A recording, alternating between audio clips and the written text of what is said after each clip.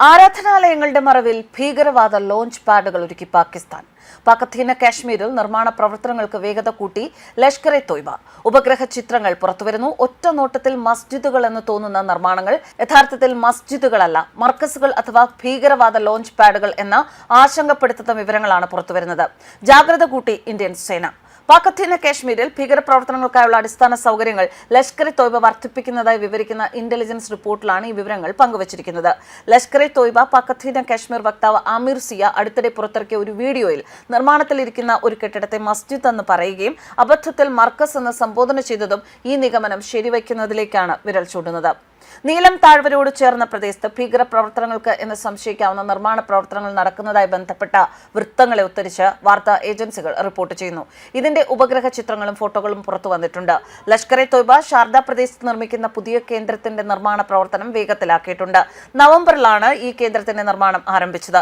മതപരമായ ആരാധനാലയമായും ഭീകരവാദ പ്രവർത്തനങ്ങൾക്കുള്ള command and control സെന്ററായും ഒരുമിച്ച് പ്രവർത്തിക്കാൻ രൂപകൽപ്പന ചെയ്തതാണ് എന്നാണ് സൂചന.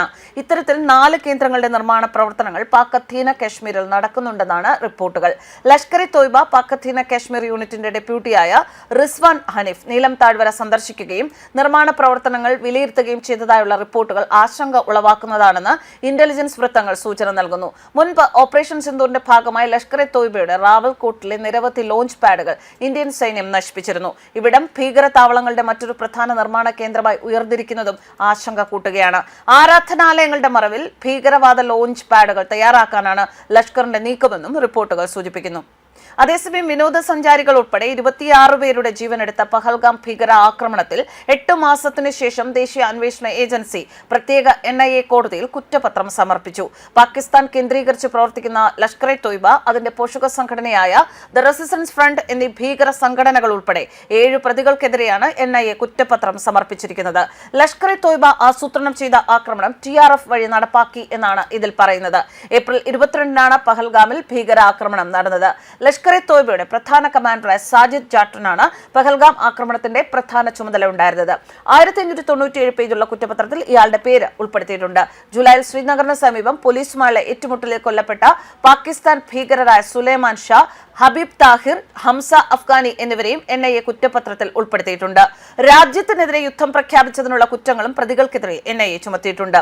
ഇന്ത്യക്കെതിരെ നിരന്തരം ഭീകരവാദം സ്പോൺസർ ചെയ്യുന്ന പാകിസ്ഥാനിലേക്കാണ് കേസിന്റെ ഗൂഢാലോചന നീളുന്നത് എന്നാണ് അന്വേഷണത്തിൽ തെളിഞ്ഞത് എന്ന് NIA വ്യക്തമാക്കിയിരിക്കുന്നു. കൂടാതെ പഹൽഗാം ആക്രമണത്തിൽ ഉൾപ്പെട്ട 3 തീവ്രവാദികൾക്ക് സഹായം നൽകി എന്നാരോപിച്ച് ജൂൺ 22-ന് NIA അറസ്റ്റ് ചെയ്ത പർവേസ് അഹമ്മദ്, ബഷീർ അഹമ്മദ് എന്നിവരെയും സംശയനിഴലിലാണ് എന്ന് ചൂണ്ടിക്കാട്ടി കുറ്റപത്രത്തിൽ ഉൾപ്പെടുത്തിയിട്ടുണ്ട്. ആക്രമണത്തിനിടെ മതപരമായ കൊലപാതകങ്ങൾ നടത്തിയെന്ന് ആരോപിക്കപ്പെടുന്ന 3 പാകിസ്ഥാൻ ഭീകരരെയും കുറ്റപത്രത്തിൽ തിരിച്ചറിയുന്നു. ആക്രമണം നടന്ന ഏകദേശം 100 ദിവസങ്ങൾക്ക് ശേഷം ജൂലൈ 29-ന് ശ്രീനഗറിന്റെ പ്രാന്തപ്രദേശത്തുള്ള ഡാച്ചിഗാമിൽ ഓപ്പറേഷൻ മഹാദേവിനിടെ 3 പേരെയും സൈന്യം കൊലപ്പെടുത്തി. ആക്രമണം നടത്തിയ 3 പേരെയും സുലൈമാൻ ഷാ എന്ന ഫൈസൽ ജട്ട്, ജിബ്രാൻ എന്ന ഹബീബ് താഹിർ, ഹംസ അഫ്ഗാനി എന്നിവരാണെന്ന് NIA അറിയിച്ചു. കുറ്റപത്രത്തിൽ പേരുള്ള പ്രതികൾക്കെതിരെ ഇന്ത്യക്കെതിരെ യുദ്ധം ചെയ്യുന്നതിനുള്ള വകുപ്പുകളും അന്വേഷണ ഉദ്യോഗസ്ഥർ ചുമത്തിയിട്ടുണ്ട്.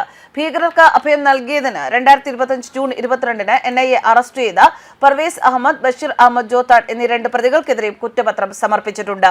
ചോദ്യം ചെയ്യലിൽ ആക്രമണത്തിൽ ഉൾപ്പെട്ട 3 ആയുധധാരികളായ ഭീകരരുടെ ഐഡന്റിറ്റി ഇരുവരും വെളിപ്പെടുത്തിയിരുന്നു. കൂടാതെ നിരോധിത ലഷ്കർ-ഇ തോയ്ബ ഭീകര സംഘടനയുമായി ബന്ധമുള്ള പാകിസ്ഥാൻ പൗരന്മാരാണെന്നും സ്ഥിരീകരിച്ചിരുന്നു എന്ന് അതിൽ പറയുന്നു.